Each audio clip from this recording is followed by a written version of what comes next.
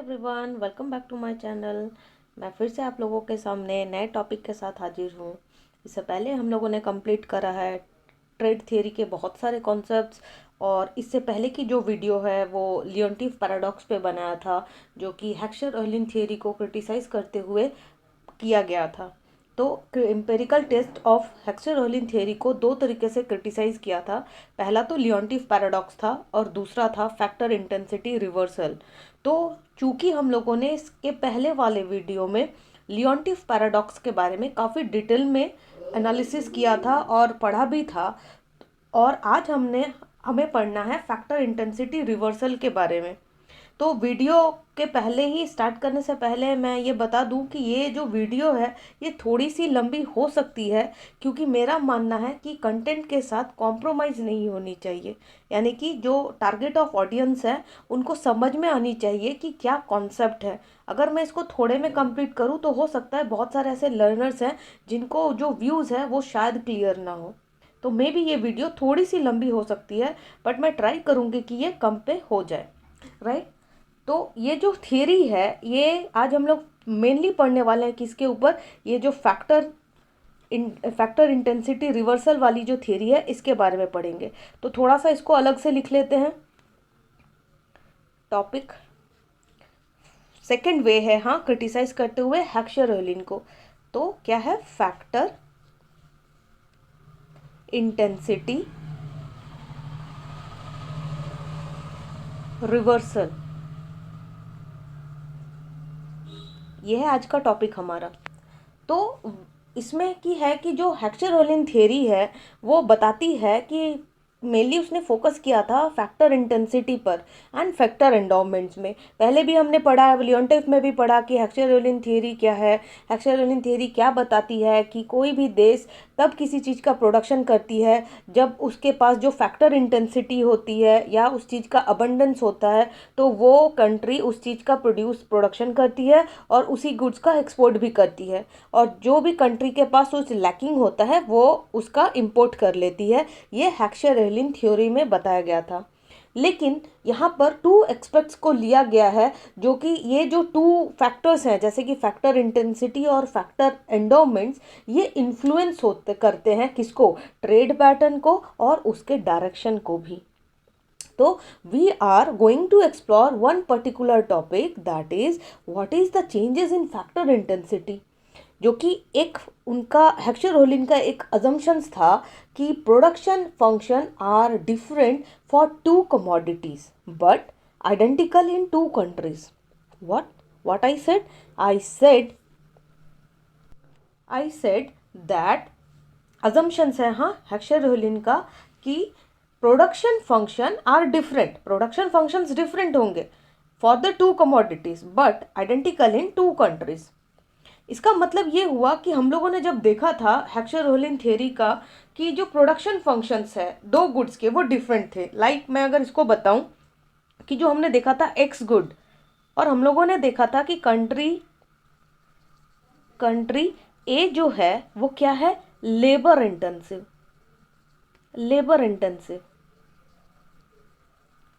और जो country x है, हाँ, और जो कंट्री टू है वो क्या है? वाई गुड के प्रोडक्शन में उसको महारत हासिल है। तो हम यहाँ लिख सकते हैं कि Y good country B is capital intensive.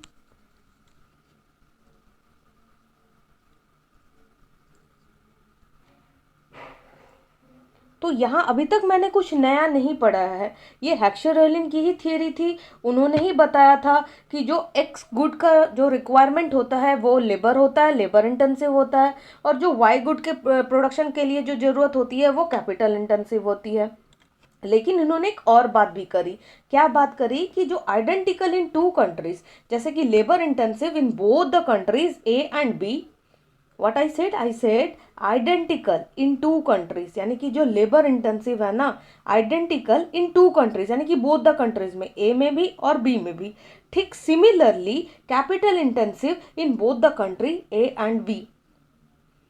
But अब इसमें भी है कि बट दिस रिवर्स मीन क्या, यानी कि हम लोग इसको रिवर्स क्यों पढ़ रहे हैं, रिवर्सल का क्या किया उन्होंने, जहाँ पर हम देखते हैं कि जब अगर रिवर्सल की बात करूँ तो हमें लास्ट में पता चलेगा कि ये वायलेशंस है हेक्सर-रोलिन का, यानी कि यहाँ पर ट्रेड पॉसिबल ही नहीं है, पूरी तरीके से अपोजिट है हेक्सर-रोलिन थियरी का। तो जो labour intensive in labour abundant country and capital intensive in capital abundant country, क्या होगा, देयर विल बी रिवर्सल, जब रिवर्स हो जाएंगे फैक्टर इंटेंसिटीज में। जैसे कि अगर मैं बोलूं कि जो हेक्सर-रोलिन वायलेट हुआ, हमें अभी मैंने बोला कि जब लास्ट में इसका कंक्लूजन पढ़ेंगे तो हमें मिलेगा कि ये वायलेट है। क्यों? क्योंकि इसमें जो फैक्टर इंटेंसिटी का जो क्रक्स है, अगर मैं क्रक्स की बात करूं लास्ट में, तो वो ये है कि both countries produce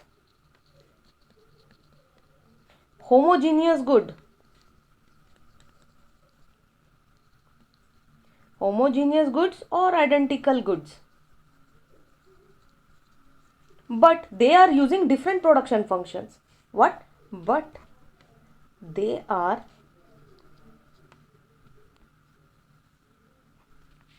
using different production function.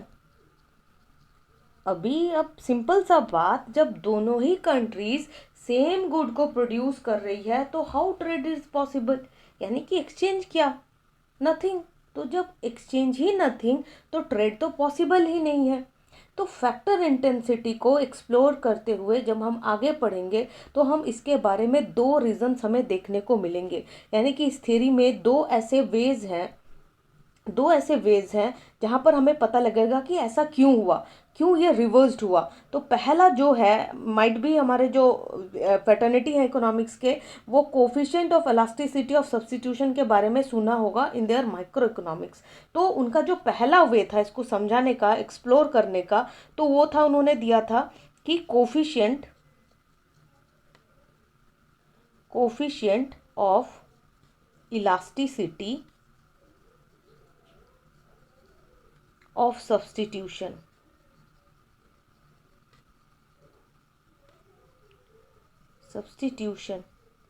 means substitution coefficient of elasticity of substitution means it is the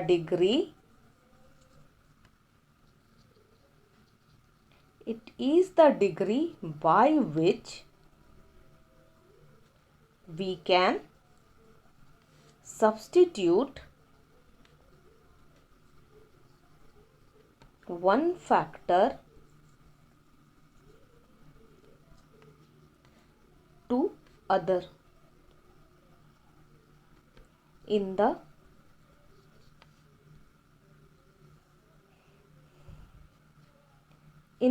production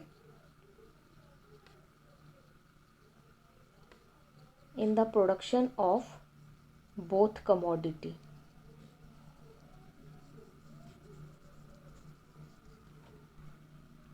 If the elasticity of substitution is substantially different between two countries, तो scenario क्या होगा इसे देखते हैं। क्या देखना है कि if the elasticity of substitution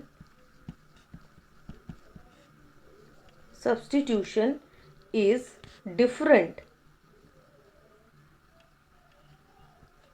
between two countries, तो क्या होगा। तो लेट अस अज्यूम एग्जाम्पल के तौर पे गुड एक्स को लिया, ठीक। Suppose coefficient of elasticity of substitution of factor of production is much higher in case of good X. हाँ, क्या बोला मैंने बोला कि जो coefficient of substitution of factor of production for good X is higher than that of good Y, then what outcome has seen, country one surely use labour for the production of X, है ना, कि जो country one है वो तो labour abundant country ही है, sorry,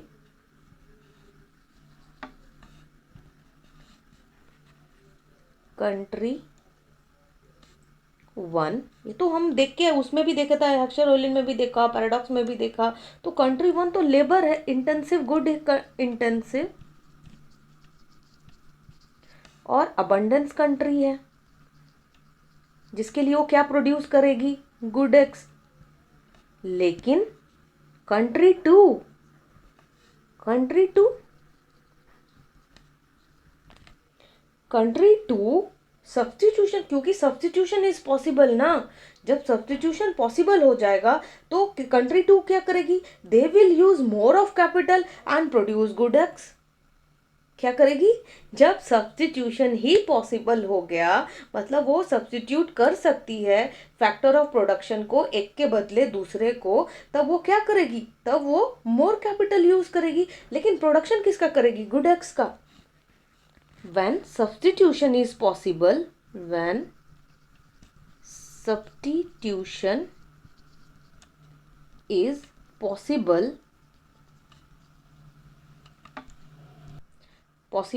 then they will use more of capital and produce good X। सी, अब जो कैपिटल अबंडेंस कंट्री थी वो भी अब क्या प्रोड्यूस कर रही है, गुड वाई नहीं, गुड एक्स को। So both the country produces their abundance factor. और हम देख रहे हैं कि ऐसा नहीं है कि जो लेबर इंटेंसिटी और लेबर अबंडेंस वाली कंट्री है वो कुछ और प्रोड्यूस कर रही है और कैपिटल जो इंटेंसिव अबंडेंस वाली कंट्री है कुछ और प्रोड्यूस कर रही है। नहीं, कंट्री वन भी जो उसके कंट्री में अबंडेंस है उसी को यूज कर रही है और गुड एक्स का प्रोडक्शन कर रही है। ठीक सिमिलरली कंट्री टू भी labour abundance country, sorry capital abundance country है, लेकिन इसके बावजूद भी वो क्या प्रोड्यूस कर रही है, वो गुड एक्स का प्रोड्यूस कर रही है। यानी कि होमोजीनियस गुड्स अब दोनों कंट्री प्रोड्यूस कर रहे हैं। दूसरा मेथड इसमें हम एक्सप्लोर करेंगे कि रीजन क्या दिया था फैक्टर रिवर्सल के लिए, कि आइसोकॉन्ट्स, यानी कि जो प्रोडक्शन आइसोकॉन्ट्स होते हैं। तो we have two goods X and Y and also two isoquants as well. थोड़ा सा ग्राफ बनाकर इसको एक्सप्लेन कर लेते हैं तो we can easily understand what the theory theory has to be explore. तो दूसरा मेथड क्या था, पहला हमने देखा coefficient of substitution of elasticity, and दूसरा क्या है जो आइसोकॉन्ट्स है, फैक्टर रिवर्सल में by using isoquants। तो ग्राफ के जरिए देखते हैं, एक फ्रेश पेज ले लेते हैं और ग्राफ बनाकर इसको थोड़ा सा एक्सप्लोर करते हैं और थोड़ा सा और एनालिसिस करते हैं। अब ज़्यादा नहीं है थियरी, थोड़ा सा ही है, इसके बाद मैं कंक्लूड कर दूंगी। थोड़ा सा ग्राफ की तरफ एक बार लुक आफ्टर करते हैं कि हम लोग जानते हैं कि 2 कंट्रीज़ हैं एंड 2 प्रोडक्ट्स हैं। तो ये एक्स एक्सिस, ये Y axis, this is capital abundance country, this is labour abundance country. ये जो पॉइंट है ओरिजिन का वो हो गया। यहाँ पर हम 2 प्राइस लाइन पैरेलल में ले लेते हैं, ये जो कि प्रोड्यूस करेगा एक्स गुड एंड एक ये जो कि वाई गुड। ठीक यहाँ भी पैरेलल लाइन जो कि प्राइस लाइन है, एक जो प्रोड्यूस करेगा क्या, Y good and X good. और ये क्या है, इसका नाम दे देते हैं P0, फैक्टर प्राइस रेशियो है ये, and this is also P0, this is P1 and this is also P1। तो अभी चूंकि हम लोग आइसोकॉन्ट्स को इसमें फिक्स करेंगे और इंट्रोड्यूस करेंगे, तो हम जब पाएंगे कि ये जो आइसोकॉन्ट्स को जब हम एक दूसरे के साथ मैच कर रहे हैं यहाँ, और इसको यहाँ से यहाँ, तो हमने पाया कि isoquants intersect each other not a single but twice. मतलब कि जो आइसोकॉन्ट्स हैं वो एक के साथ इंटरसेक्ट कर रहे हैं, not only in single point but twice a time, 2 बार। और जैसे कि हम लोग को मालूम है कि when production isoquants are intersect more than one, then there will be a prevalence of factor reversal। कैसे, अगर इसको हम थोड़ा सा देखो कि ये जो कैपिटल कंट्री है ये तो कंट्री बी है, चलो इसको मान लिया कंट्री बी, और country 2, whatever you want to take, please take country 2 and this is country 1। तो हम देखते हैं कि एक्स गुड के प्रोडक्शन में सी इनका जो रिक्वायरमेंट ऑफ लेबर है वो कम है ना। तो इतने सेम कैपिटल में और थोड़े से लेबर में वो गुड एक्स को प्रोड्यूस कर पा रहे हैं। ठीक सेम सिनेरियो हम देखेंगे, ये तो ऐसा किया, इसको भी समझने के लिए ऐसा कर लेते हैं कि वो जो लेबर है वो तो सेम यूज़ कर रही है, लेकिन उसका जो अमाउंट है कैपिटल वो सी कि एक्स के प्रोडक्शन में, यानी कि एक्स गुड के प्रोडक्शन में देखो कैपिटल कम लग रहा है। सी ये उसका कैपिटल ऑफ रिक्वायरमेंट कम है। ठीक इसी तरह इसका रिक्वायरमेंट ऑफ लेबर कम है, जिसके कारण अब क्या हो गया, both the countries, country 1 good X को प्रोड्यूस करेगी, country 2 will also produce good X. See यहाँ वायलेशन हुआ हेक्सचर-रोलिन मॉडल का, बिल्कुल अपोजिट हो गया। ट्रेड पॉसिबल ही नहीं है क्योंकि दोनों कंट्री सेम गुड का ही प्रोडक्शन कर रहे हैं, और जब भी सेम गुड का प्रोडक्शन करेंगे तो ट्रेड पॉसिबल है ही नहीं। मतलब ग्राफ के जरिए भी हम लोग इजीली देख सकते हैं कि हाँ ये पॉसिबल है। तो this is the factor intensity reversal, जहां पर both the country produces same goods और होमोजीनियस गुड। इसके बारे में इसका प्रिविलेंस कितना है, ये कितना मतलब रन किया होगा या फिर कुछ इसका प्रिविलेंट है या नहीं है, तो इसके बारे में बाद में मिन्हास ने इसको सपोर्ट करते हुए बोला कि जो फैक्टर इंटेंसिटी रिवर्सल है इज एक्चुअली प्रिविलेंट। और लेटर ऑन मिन्हास ने 1962 में बोला था, लेकिन जो लियोन्टिफ ने उन्होंने 1964 में इसके बारे में बोला कि नहीं, इसका कोई वैसा रिवर्सल, मतलब वैसा कोई प्रिविलेंस नहीं है फैक्टर रिवर्सल इंटेंसिटी का। तो this is a complete theory of factor reversal theory, यानी कि पूरा उल्टा हो गया। हम अपने अबंडेंस फैक्टर का यूज़ करते हुए सेम गुड का प्रोड्यूस कर रहे हैं, जहाँ पर ट्रेड अप पॉसिबल ही नहीं है। This is all about this theory. Hopefully you like the video. Thank you.